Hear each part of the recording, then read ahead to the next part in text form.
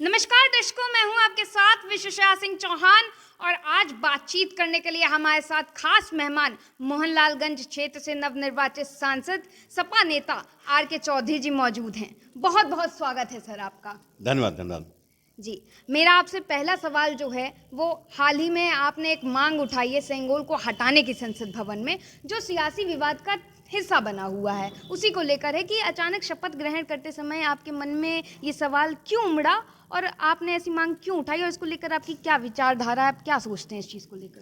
देखिए, इस समय भारत में लोकतंत्र है, राजतंत्र नहीं है। सेंगोल सिंबल है राजतंत्र का। पहले राजे थे, रजवाड़े थे, उनके यहाँ अदालत लगती थी, दरबार लगता था। अब उसमें न कोई कानून था, न कोई किताब थी, न कोई ग्रंथ था। सीधा मतलब है, अगर फैसला हुआ तो न खाता न बही, जो राजा राजा साहब ने कह दे वही सही। आज राजतंत्र नहीं है बल्कि लोकतंत्र है। बाबा साहब बनाया हुआ देश में संविधान लागू है। उस संविधान के दायरे में आईपीसी है, सीआरपीसी है, एविडेंस है, ऐसे ढेर सारे कानून हैं और उसको डिसाइड करने के लिए अदालतें हैं। जी तो राजा नहीं है। जी तो निश्चित तौर पे हमारा जो लोकतंत्र मंदिर है वो संसद है। तो संसद में सिंगोल लगा दिया गया, ये गलत है। गलत इसलिए है कि एक समय था जब देश आज़ाद होने को हुआ तो पुरोहितों ने ये प्रपोज किया कि कोई ऐसा सिंबल दिया जाए at the time of transfer of power. तो सिंगोल तय किया पुरोहितों ने, उस सिंगोल दे दिया गया लॉर्ड माउंटबेटन को, वायसराय थे। उन्होंने सम्मान दे दिया पंडित जवाहरलाल नेहरू को। वो नए नए प्रधानमंत्री हुए थे। अब पंडित जवाहरलाल नेहरू ने ले तो लिया बड़ा सम्मान के साथ, लेकिन ले जाके जो सही स्थान है उसे वहाँ इलाहाबाद के संग्रहालय में रख दिया, क्योंकि जानते थे कि देश में आज से लग गया है लोकतंत्र। अब ये सिंगोल जरूरत नहीं है। अब ये सरकार जब 10 साल पूरा होने को हुआ तो बीजेपी सरकार ने उस सिंगोल को इलाहाबाद के संग्रहालय से उखाड़ के लगे रख दिया संसद भवन में। ये गलत है, क्योंकि देश इसमें चल रहा है संविधान से, भारत के संविधान से। निश्चित तौर पर लोकतंत्र का अपमान है, भारत के संविधान का अपना अपमान है। इसलिए हमने स्टडी करके और कोशिश किया, इस प्रश्न को उठाया, चिट्ठी दिया स्पीकर को कि सिंगोल को संसद भवन से हटाया जाए और उसके स्थान पर एक विशाल काय बड़ी प्रतिलिपि बाबा साहब अम्बेडकर बनाए हुए संविधान की कापी रखी जाए। ठीक है, लेकिन आपके राष्ट्रीय अध्यक्ष अखिलेश यादव जी तो कह रहे हैं कि मोदी जी इस बार उसको सेंगोल को प्रणाम करना भूल गए थे, जिसके कारण आपने कुछ भावुक होकर ये बात कह दी है। अब हमने भावुक कही कैसे कह दी है, मेरी बात राष्ट्रीय नहीं हुई है। उन्होंने कह दिया है, उन्होंने भी अच्छा कहा है कि जो रोल था मोदी का कहीं से चूक हो गए तो उन्होंने जोड़ दिया हमारे प्रश्न से। लेकिन जो सही मामला है यही है कि भारत में संविधान लागू है, लोकतंत्र है, अब राजतंत्र नहीं है। अब राजा रजवाड़े का राज नहीं चलेगा, उनका न्याय नहीं चलेगा, क्योंकि 555 से अधिक राजवाड़ों को सरेंडर करके निश्चित रूप से उस समय के गृह मंत्री सरदार वल्लभ भाई पटेल ने उनको किनारे किया था, भारत में लोकतंत्र लागू हुआ था। तो निश्चित तौर पर आज संविधान जरूरत है इस देश में। ठीक है, आपके राष्ट्रीय अध्यक्ष जी ने जहाँ के राजा स्वयं राजा राम हैं, अयोध्या नगरी, वहाँ के सांसद अवधेश प्रसाद जी को राजा अयोध्या कह के संबोधित किया एक इंटरव्यू में, जो सियासी विवाद का हिस्सा बना हुआ है। तो उसको लेकर आपकी क्या प्रतिक्रिया है? भैया, हमें लगता है उन्होंने जो कह दिया मोटे तौर पर कह दिया। जी। अयोध्या के राजा भगवान श्री राम हैं नहीं थे, आस्था है लोगों की और माननीय श्री अखिलेश यादव की भी है। लेकिन इस समय लोकतंत्र में एक एक वोट जोड़ के मेंबर ऑफ पार्लियामेंट लोग चुने जाते हैं। तो हकीकत तो है कि इसमें कि अगर देखा जाए तो क्रिश्चियंस में कह दिया राजा, लेकिन प्रतिनिधित्व कर रहे हैं राजा के स्थान पे माननीय अवधेश जी कर रहे हैं, ये बड़ी बात है।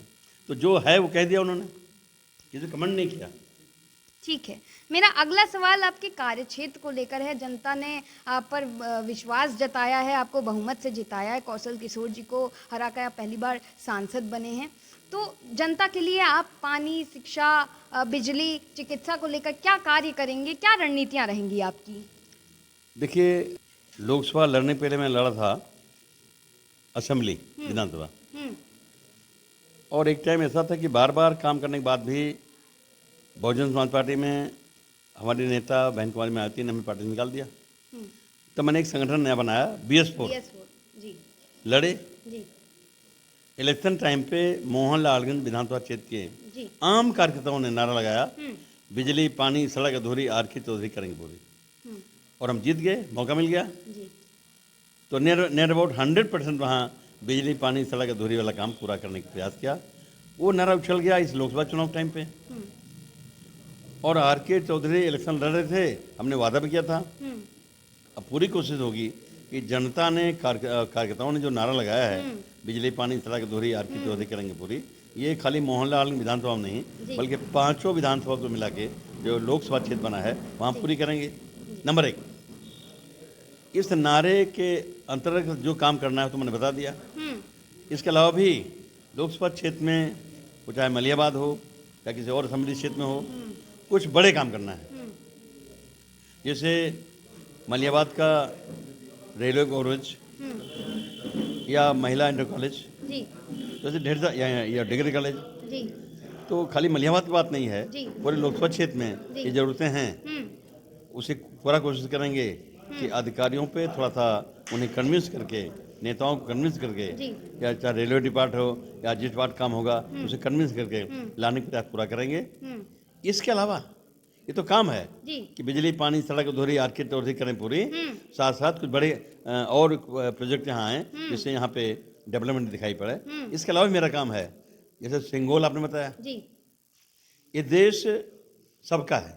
हम्म इस देश में उच्च वर्ग के लोग तरक्की करके बहुत आगे बढ़े, लेकिन समाज दबाया गया है, जो समाज पिछड़ा गया है, जो कमज़ोर है, लाचार है, उसे भी बाबा साहब अम्बेडकर के संविधान रास्ते पर चलने का मौका मिले। कमज़ोर, लाचार, पिछड़ा गया समाज भी आगे बढ़ के इस देश में समता, स्वतंत्रता, बंधुत्व और न्याय जिंदगी जीने लगे। इसको पूरा करने के लिए बाबा साहब अम्बेडकर ने संविधान लिखा है, उसको लागू करने के लिए हम लोग प्रयास करेंगे। करना सरकार को, जी इसलिए हमें खड़ा करना आंदोलन। जी तो निश्चित तौर पे इस देश में हर समाज के लोग आगे बढ़ें, निश्चित तौर पे हम आंदोलन खड़ा करने का प्रयास। ठीक है सांसद जी, बेरोजगारी और महंगाई एक बड़ा मुद्दा है, तो आप अपनी क्षेत्र की जनता को रोजगार दिलाने के लिए क्या कार्य करेंगे? महंगाई पे अनुशासन लगाने के लिए क्या कार्य करेंगे? किन योजनाओं को अपनाएंगे? पहली बात तो हमें बोलना है संसद में जी कि मोदी सरकार में, योगी सरकार में जितने वांट निकलते हैं, लड़के लड़कियां इम्तिहान देने जाते हैं और जो क्वेश्चन है लीक हो जाता है, जो भी जहाँ भी वांट निकलता है वो लीक हो जाता है, पर्चा लीक हो जाता है, पर्चा लीक हो जाता पेपर लीक भी बड़ा है, पेपर मुद्दा लीक है, हो जाता है। ये देश का बड़ा मुद्दा है जी और बीजेपी सरकार के नेता इसे बच नहीं सकते, हम्म कहीं ना कहीं उनका इन्वॉल्वमेंट है। जी अब जैसे अभी नीट का एग्ज़ाम हुआ और उसमें उन्होंने कुछ लोगों को नंबर अलग से दे दिया, हैं? उसे क्या बोलते हैं, अलग से नंबर दे दिया। भाई ये कौन रूल बताता है, ये कैसे कर दिया, अलग से नंबर दे दिया। तो जिस तरह से धांधली हुई, टॉप क्लास के बच्चे जी नंबर कम पाए हैं और जो अच्छी पढ़ाई नहीं करते, लद्दड़ हैं, उनका अच्छा नंबर आ गया, उनका सिलेक्शन हो गया। तो निश्चित रूप में कहीं न कहीं सरकार दोषी है और इसको हम लोग रोकने का प्रयास करेंगे, उछालेंगे भी, रोकेंगे भी। ठीक है, आप पेशे से एक वकील हैं और आपने वकालत की पढ़ाई की है, तो वकील के तौर पे आपका कोई अनुभव और वकालत से आपका रुझान राजनीति में कब और कैसे आया? देखिए, मैं चेला हूँ मानवीय कांताराम जी का। शुरुआती दौर में पढ़ाई लिखाई पूरी करने के बाद हमारा सिलेक्शन हो गया था पब्लिक हेल्थ की नौकरी में। मैं इंस्पेक्टर हो गया। ब्लॉक कॉलोनी में जो आवास होता है एडी वाला, वो मैं अलॉट हो गया, मैं रहता था। लेकिन चूंकि लॉ कंप्लीट कर चुका था, जी तो मैं सोचा यार कहीं ऐसा ना हो कि मेरे साथ ज़िंदगी में नौकरी करें।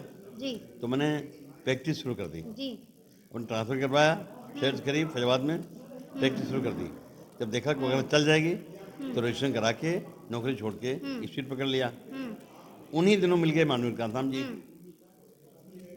हम नेतागिरी करेंगे सोचा भी नहीं था, लेकिन वह जो मूवमेंट था कि इस देश में सामाजिक बदलाव का, सामाजिक परिवर्तन का, उसमें कन्विंस होता गया।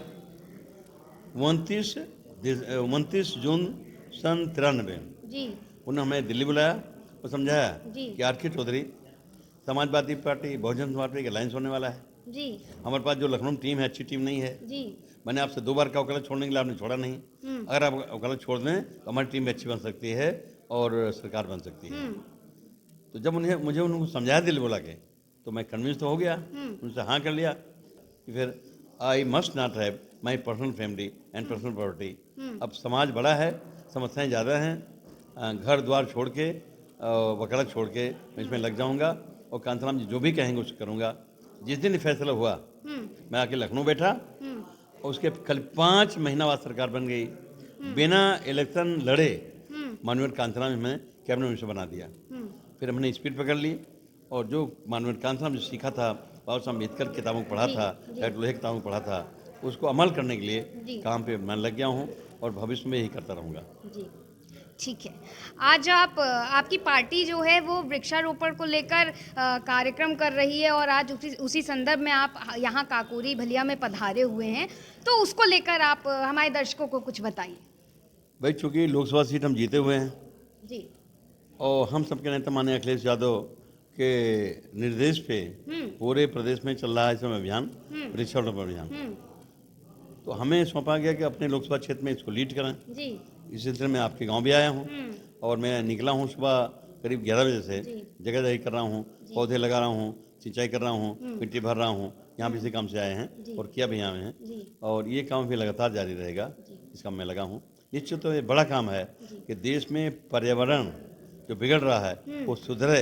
इसमें अगर हमारी पार्टी का योगदान है, हमारा योगदान है तो हमें इसके लिए खुशी है। जी तापमान में भी बढ़ोतरी देखी गई, तो उसको लेकर पर्यावरण का जो आप ये कार्य कर रहे हैं वृक्षारोपण का, अब वो टोटल पर्यावरण पे आता है। वो तापमान वृद्धि है, बरसात कब होती है कब नहीं होती है, या जलवायु परिवर्तन हो रहा है और ग्लेशियर पिघल रहे हैं, तो ये समस्या बहुत ज़्यादा आएगी। इसलिए ज़रूरी है कि पौधे लगाए जाएं, देश हरा हो, दुनिया हरा भरा हो और पर्यावरण ठीक हो सके। बहुत उत्तम। आप उत्तर प्रदेश विधान परिषद से 2 बार सदन नेता रहे हैं और 4 बार विधायक रहे हैं, 4 बार कैबिनेट मिनिस्टर रहे हैं और करीबन 30 वर्षों से अधिक आप राजनीति में अपना वर्चस्व बनाए हुए हैं। तो हमारे दर्शकों के लिए आपका कोई संदेश, जिसके बाद हम सवालों और जवाबों का सिलसिला यहीं पर समाप्त करेंगे, तो कोई संदेश आपका? ये पहली बात तो जो आपने बताया कि एक पोर्शन उसमें है जो मैं 4 बार मंत्री रहा हूँ, MLA रहा हूँ और 2 बार मैं नेता सदन विधान परिषद रहा हूँ। विधान परिषद का सदस्य न होते हुए भी मैं 2 बार नेता सदन रहा हूँ। ये माननीय कांताराम देन है, बड़ी बात है, हमें काम करने का मौका मिला। अब जहाँ तक भविष्य में काम करने की बात है, निश्चित तौर पे ये देश सबका है। मैंने कहा कि इस देश में उच्च वर्ग के लोग तरक्की करके बहुत आगे बढ़े हैं, लेकिन जो समाज पिछड़ा है, दबा है, कुचला है, कमज़ोर है, लाचार है, उसे भी आगे बढ़ के इस देश में हर जाति हर धर्म के लोगों को आगे बढ़ के बराबरी और इंसानियत ज़िंदगी जीने का मौका मिलने लगे। ये हमारी चाहत है। इस चाहत को पूरा करने के लिए मैं काम करूँगा और कोशिश करूँगा कि हम उसको पूरा कर सकें। ठीक है, इसी के साथ यहीं पे सवालों और जवाबों का सिलसिला समाप्त करते हैं। मैं हूं आपके साथ विश्वशाह सिंह चौहान और आप देख रहे हैं विश्व भारत न्यूज़। बने रहें हमारे साथ, देखते रहें विश्व भारत। धन्यवाद।